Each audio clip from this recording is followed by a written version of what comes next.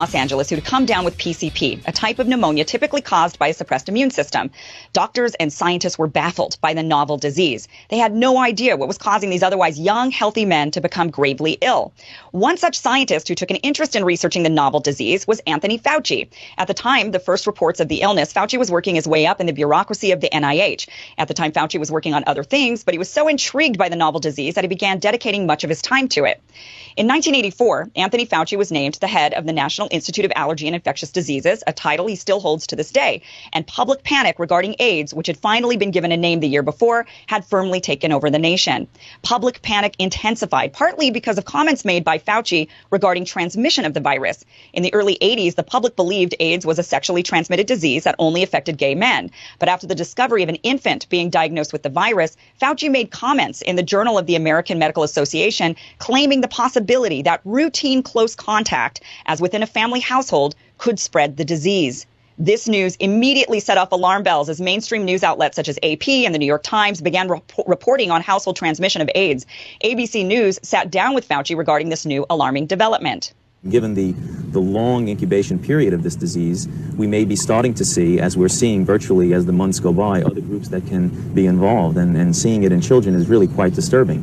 When you say other close contact, give me some examples. Well, for example, if the close contact of a child is a household contact, perhaps there will be a certain number of cases of individual who are just living with and in close contact with someone with AIDS or at risk of AIDS, who does not necessarily have to have intimate sexual contact or share a needle, but just the ordinary close contact that one sees in normal interpersonal relationships. Now, that may be far-fetched in the sense that there have been no cases recognized as yet in which individuals have had merely casual contact, close albeit, with an individual with AIDS who, for example, have gotten AIDS. For example, there have been no cases yet reported of hospital personnel who have fairly close contact with patients with AIDS. There have been no case reports of them getting AIDS.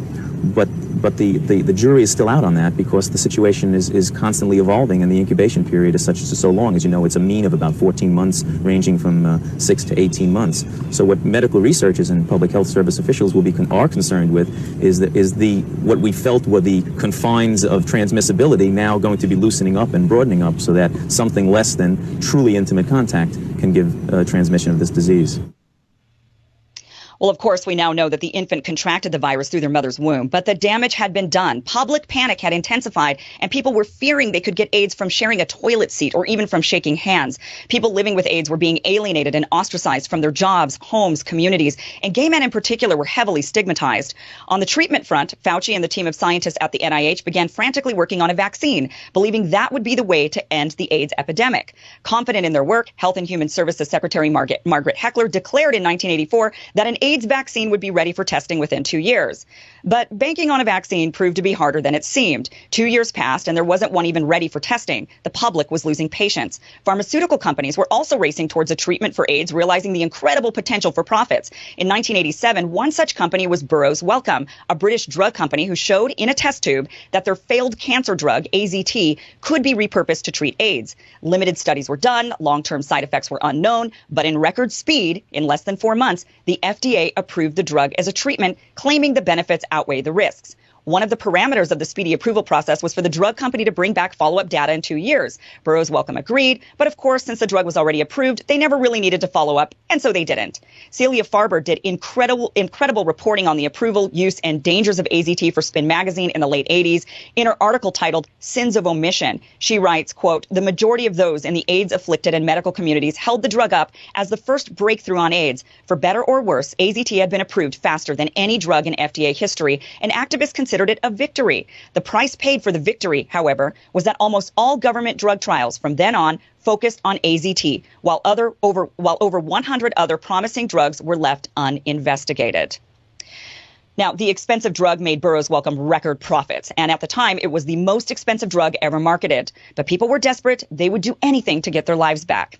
Despite numerous doctors raising concerns about the toxicity of the drug, some even saying that it was doing the very opposite of what it claimed to do, that is, it was actually shortening the lives of their patients, Fauci and other health officials disagreed. In 1989, Fauci began to promote the drug, not only for critically ill AIDS patients, but for anyone who tested positive for HIV, including those asymptomatic who showed no signs of disease. Those patients included hospital workers, pregnant women, and even children.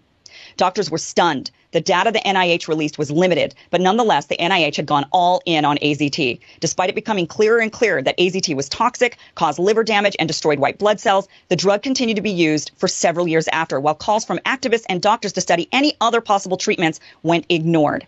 One such treatment that was ignored was Bactrim. PCP was the leading killer in AIDS patients, and many doctors were prescribing the inexpensive antibiotic as a prophylaxis to prevent AIDS victims from developing the rare pneumonia. There was evidence that the antibiotic should be used as a prophylaxis whenever the reoccurrence rate of PCP for a given condition was over 15%. The reoccurrence rate of PCP in HIV-positive patients was over 60%. Despite the science, Dr. Fauci declined to conduct a clinical trial. Doctors and advocates continued to push for its use, and finally, a couple years later, it was adopted after thousands of patients had already died. As Fauci and the NIH focused on vaccines and AZT for the treatment of AIDS, hundreds of drugs went unstudied, many of which were demonized. In fact, the movie Dallas Buyers Club is about treatments AIDS patients desperately sought after because of the inability to access them legally. Many doctors advocated that the best way to treat patients was to focus on mitigating the severity of the ailments that would ultimately kill them rather than trying to eradicate AIDS altogether, that the virus mutates too quickly to waste all resources and time on a vaccine or other preventatives, that everything should be studied, all avenues explored, and all options should remain on the table. But unfortunately, that's not exactly how the AIDS epidemic was handled. Big Pharma got their payday in AZT. Millions of dollars allocated by Congress went to vaccine research, which never produced anything effective. And meanwhile, along the way, hundreds of drugs and treatment options went unexplored. And we still don't have a cure for HIV. The epidemic never went away like people hoped. We do, however, have effective treatments that help people live a good, long life with the virus. There were a lot of mistakes made along the way, a lot of lessons that could have been learned. But after looking into the history of the AIDS epidemic, it's curious if we've actually learned any. Here we are today with a pandemic that is causing mass hysteria. Like the days of people demonizing gay men as the culprits behind the epidemic, we have the media demonizing the unvaccinated as the root cause for why this virus just won't go away.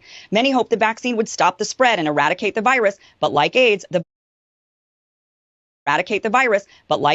virus seems to mutate too quickly. The same way Fauci discouraged and even prevented inexpensive treatments from being talked about, researched, and prescribed back then is the same thing that is happening today. And in the end, with the lack of a promising cure and a realization that the virus is likely here with us to stay, many who fear exposure to HIV have chosen to wear a condom to protect themselves, just like those who fear exposure to COVID are choosing to wear a mask. In reality, our government officials should be working on absolutely everything from every angle to attack this virus, from vaccine developments and PPE gear to treatments, protocols, vitamins, health routines, and repurposing other drugs. They should be using our tax dollars to study inexpensive treatments that Big Pharma has zero interest in studying because they can't make billions off of them. And yes, Big Pharma should also continue to try and find a cure or a vaccine. Everything should be tried. Nothing should be spared. Nothing should be demonized. Everything should be studied. But just like what happened during the AIDS epidemic, that just doesn't seem to be happening. Otherwise,